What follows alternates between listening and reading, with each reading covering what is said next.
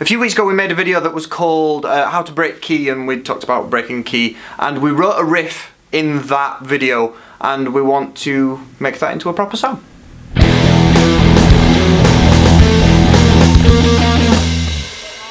Normally when we do this series we come into a room with no ideas. We write something that's brand new, absolutely brand new, and we actually made a video about it, I believe, where we said that's a terrible idea of writing songs because that's not really, you should let songs flourish, you should let ideas build in your mind before turning them into a final product.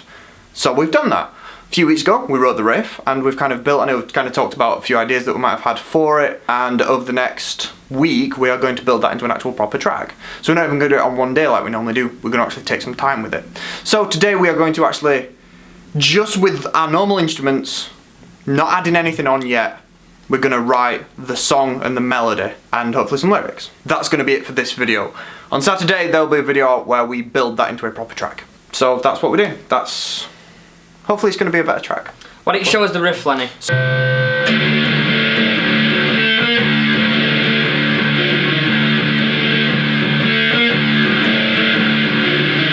Didn't we say with this song that we wanted it to have kind of a standard structure? We wanted it to have a proper chorus and not just feel like a real riff. song kind of thing, yeah. So have a chorus that's catchy or whatever, that's separate from the riff completely. We want the riff and the chorus to be different things. We also said we wanted a different riff as well, like another riff in the song somewhere. Yeah, whether that's for the chorus or for a bridge. Probably a bridge, it makes sense. And maybe have it revolve around a different starting note so it feels like it's in a different key. Or like, so I know, four's always good. So I think what we're saying, I don't know exactly how the end of the song is going to go, but we're going to do something like riff, verse, chorus, riff, heavier verse than the first verse, chorus, bridge, into whatever the bridge feels like it should go into, probably, because sometimes bridges feels like, oh, that should go into another verse then chorus, or that should just go straight into a chorus, or we should just finish the song on the end of the bridge. You don't know until you've written the song. For the verse, we had kind of just a...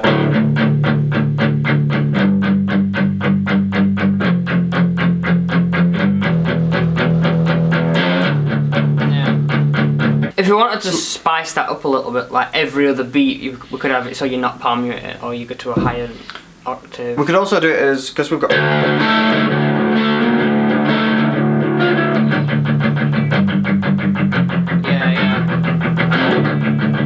Do it twice the speed, because it feels draggy. Yeah. Rather than...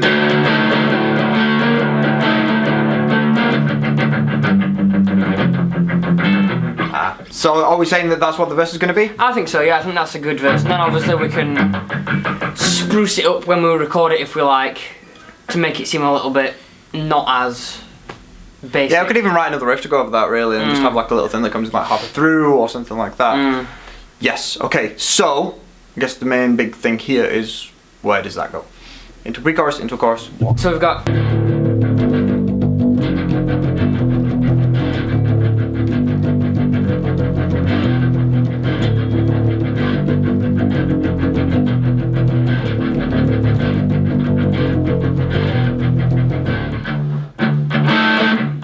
Could actually have, early when we were setting up, I started playing like kind of a variation on the riff, which is just like... Could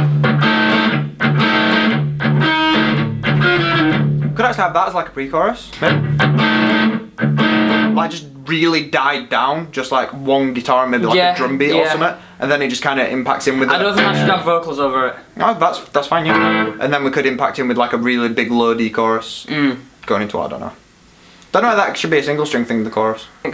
Feel a bit more like, feel slightly more like a riff, but not necessarily a riff. I don't know, you know, just like maybe doing what chords do, but with passing notes. Kind of like what I guess like a bass line normally would do, kind of thing.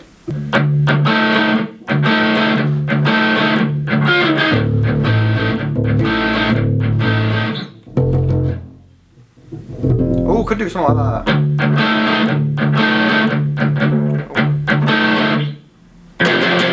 And then into a chorus. But do that big, so that we've got like on like quite a low guitar track. Big. Into the chorus. Nice.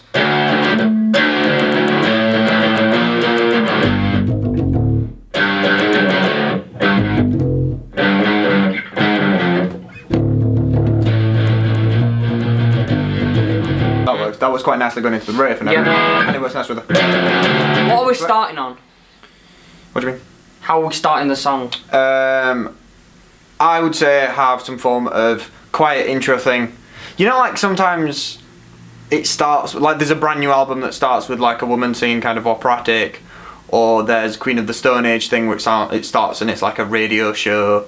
That kind of thing maybe, that's like kind of like a low, quieter kind of thing, and they just impacts with the riff.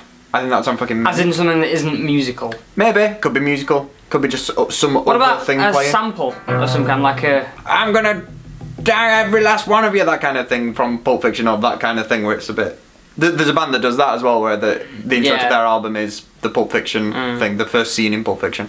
Yeah, that could work. Don't know what. I suppose that would be influenced by whatever lyrics. Or we do the other way around, pick a thing and then influence the lyrics by the thing that we actually sample. Didn't you want to do the Vincent Vega thing? I wanted to write a song called Vincent Vega, yeah. There's a lot about Vincent Vega that you could write. Yeah. Well, why don't we now just act as if the riff is where the song starts? Yeah, that's fine, that's totally fine. So we do riff, verse, chorus. Oh no, riff, verse, pre-chorus, chorus, riff. Then that's where the second verse is where it gets a bit interesting, because should probably in that not case, be that. then I think we should have some, even just a bar of quiet between that riff and that verse. We could have it as like a weird little tom drum thing, where it's like... Yeah, why don't that riff, the riff after the... That kind of thing? Yeah, the riff after the chorus could maybe not be as big. I don't know, because it sounds good coming in big. What if it was big for half of it and then not big for the other half? But then that sounds weird. I don't know. We could just have it so that we have the riff, either have it half the length or the same amount of length, then have it so that we have it where we kind of have that kind of last out while there's a... I don't know, I'm never a fan of that. Bang! And we all come in with like a big verse then. Even if it feels more like someone's just gone like that rather than... Or something similar, we can change what we play over that bit far later down the line anyway, really. If we just say drum fill into second verse. What if we had like a bass part that goes over that drum bit as well? I'm more than fine with that. Like what the drum thing will be. Like... What about more accented notes? What do you mean? Same amount of accented notes. I don't know what you mean. I don't know, more. Rather than going D thing, do D thing, or I don't know, summit. So it feels a little bit more like a run, I guess. Thing is, I don't know whether this is overly helpful to you. There's kind of a scale that Queens of the Stone Age use a lot, where they do root, major third, devil, and then the major 6/7 root. What, so they go?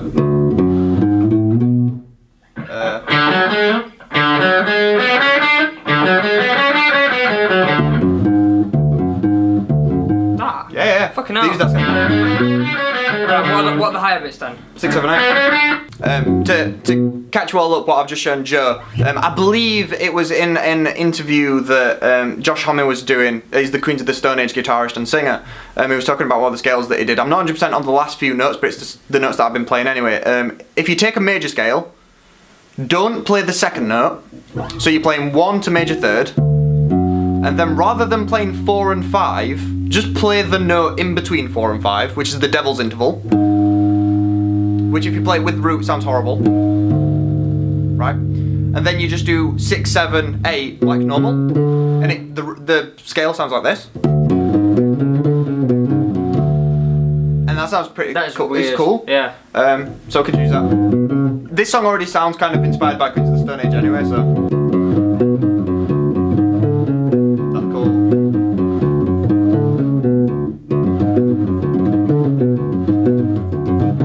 That's so fucking That's nice though. That.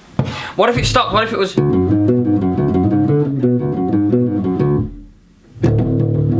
then it goes into the verse. But a big verse. Yeah. Yeah, okay, that's cool. What about...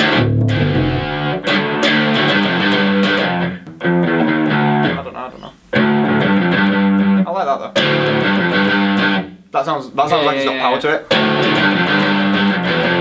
I think it's just go... So... Is that what you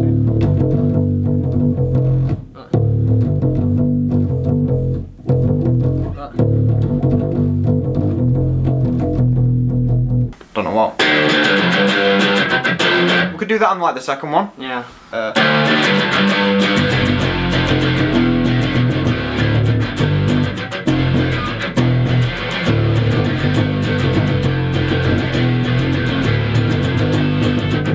think we should do it so that the D never has the whackers on it.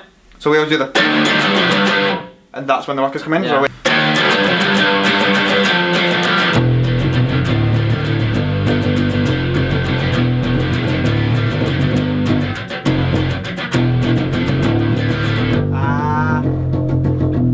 I think for that bridge, especially going into it, it could really do with a low D halftime riff.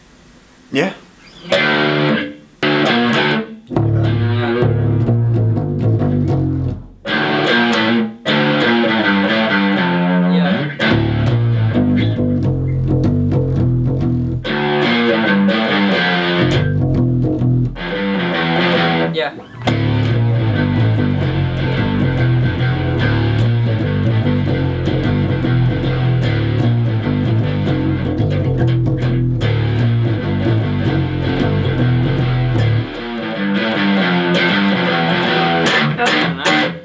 Could actually have put some form of like lo-fi solo in there over that bit, like something like with some like war on it or something, just like super like like a really fucked up sound. Yeah, some really odd like sounding solo over the top of that. Then I'm thinking maybe die down into a verse. You think? Or something. Yeah, because I think we need something died down after that. Right, We've had so much big in that area of the song. Okay, so we've got we did that 4 times, and then the fucked up solo goes over the last 2. Yeah. Or we could just have it so that there's like the noise is there, like it's like a and then like for the last 2 it actually like cranks up and does something. Yeah. All right. Then I think we die down to like maybe just drums and bass, like playing the original verse. You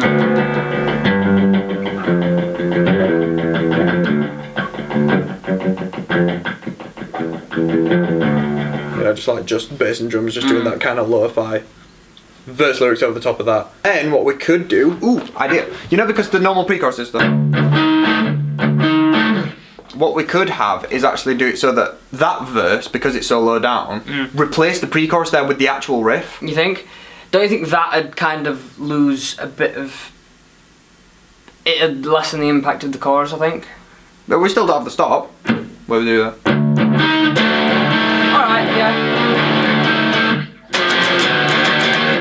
That could work. We could actually end then on the chorus rather than end on the riff, which is a bit different. Yeah. Oh, okay. Then...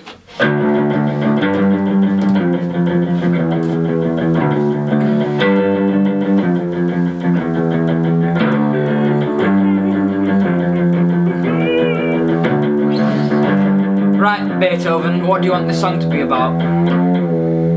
Are we going to go with the idea of using a sample? I think so. Bit fine, because if we are, we're going to do the Pulp Fiction one. If we are, we're going to do Vincent Vega. Alright. Okay, so we're going to write about Vincent Vega.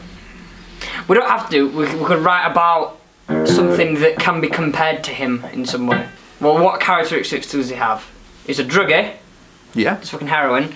He wants to fuck his boss's wife. He's a decent dancer. Yeah.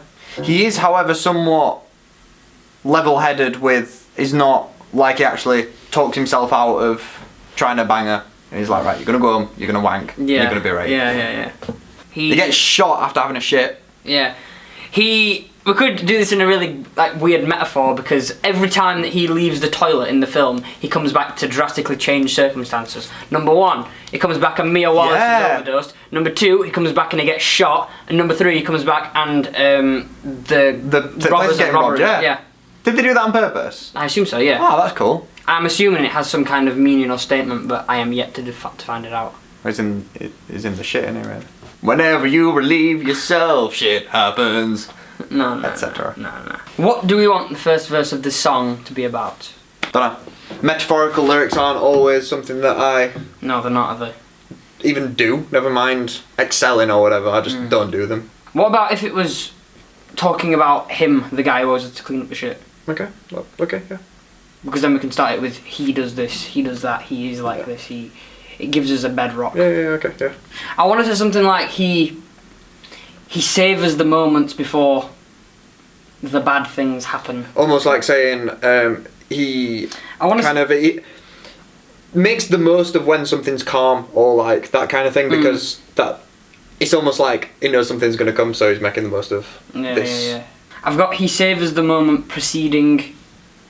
What about relating that exact thing to something that happens in Pulp Fiction? Like The heroine! They're being shot in the chest. maybe not as literal as that, but that kind of thing, yeah. What about if we said he savours the moment preceding the rush? Because then we can also imply that he sort of enjoys it. Yeah, okay, He gets a kick out of these stressful situations. Yep, okay. What are you I'm either thinking? trying to say something about how he prepares himself, or... What about something about the fact that it's something that he hasn't missed? Because that implies that he's been away, even though it's not directly said. Okay, what hasn't he missed? This thing that he's preparing for. Do we have to say what it is? Because we can't just... Well, he doesn't know what it is yet, does it? He's in a calm moment, and before it all goes to shit, he wants to enjoy himself. What if it's just the anticipation for the thing that's going to happen that he doesn't miss? He doesn't miss the fact that it's like something's going to happen, but I've got no idea what. Yeah, like the on-edgeness. The anticipation. Is there a one-syllable word for that? For what? For like the being on edge? Nerves. Yeah. What about but he hasn't missed the nerves? Or we could just talk about the fact that he hasn't missed the nerves, and he has nerves because he's got bad luck. Like, have a line there that's like... Right. Yeah, just like he hasn't missed the nerves from fearing his luck, or some shit like that. Right, okay. Okay, have a read of that. I'll read it out to everybody. Alright. So, we've written 3 verses. We get to write a chorus, but there are only 3 verses. There's going to be no lyrics in the bridge. So, other than the chorus, we have, in theory, everything. Here's what we've got. Verse 1. He savours the moment preceding the rush. He's watching and waiting in fear of his luck. He's living on edge. He's a slave to his nerves. He traverses the world with a delicate touch. What? These are apparently wrong. We've rhymed line 1, 2 and 4. I mean, I suppose that's fine. They just threw me off at that point. Continue. Verse 2. He leaves her alone for a moment too long. He finds her in limbo, her consciousness gone.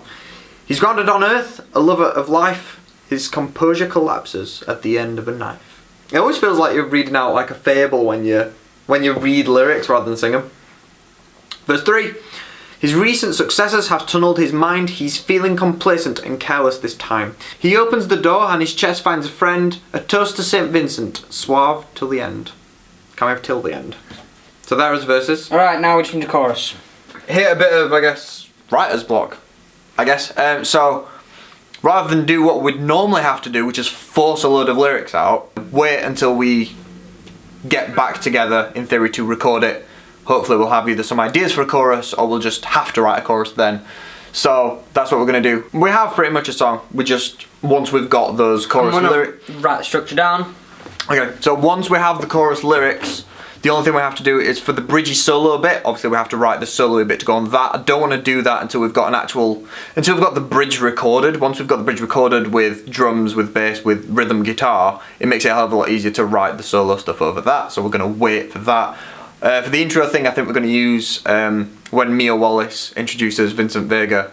I've just realised that anyone who hasn't seen Pulp Fiction is going to be really confused by this entire video. Yeah. Maybe you should watch Go and watch Pulp Fiction. It's really good. It's really long, but it is worth it, and it's like Quentin Tarantino's, like, it's the film. It's his masterpiece, isn't it? Right? Yeah. I mean, I'd probably say that I enjoy other films of his maybe more, but it's the Quentin Tarantino film. That's what we've been referencing this entire time. If you haven't watched it, sorry, you might not have got any of the things that we've been talking about. Yeah, we've got, like, the solo bit, the chorus, lyrics, and we need to put the intro on, the actual intro, and then we pretty much have a song. Okay, so the structure that we have written today is bar the intro, riff, verse, pre-chorus, chorus, riff, interlude, big verse, pre-chorus, chorus, bridge / solo, verse, riff, chorus. Yeah. That's a lot of sections. Yes, it's fitting to the kind of track that we're kind of writing, so that works. There was a lot of footage of us just sat thinking. Hopefully all of that will have been cut out, and you will have just seen essentially kind of our back and forths for how we come up with lyrics, because sadly I am going to do a video on this at some point. I've had an idea about how we can do a video on writing lyrics. So next video we are going to write the rest of the song, which there's not much for, and record it. So I guess we'll see you then. See you later.